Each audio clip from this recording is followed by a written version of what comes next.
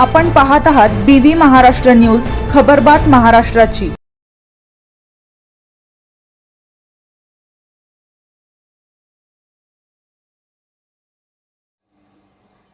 संत रोहिदास मंडळाकडून प्रजासत्ताक दिन व संत रोहिदास जयंती निमित्त विद्यार्थ्यांना शालेय साहित्य वाटप।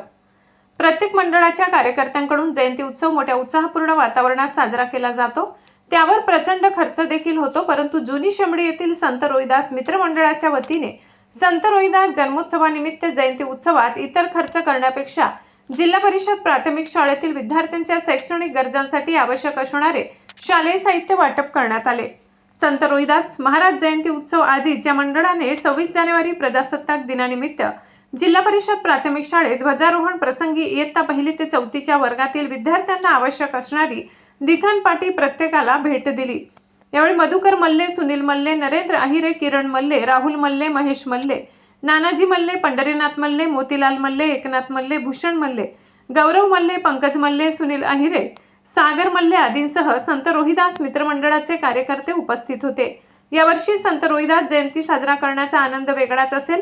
जयंतीनिमित्त आम्ही सामाजिक बांधिलकी जपत जिल्हा परिषद शाळेला शालेय साहित्य वाटप केले।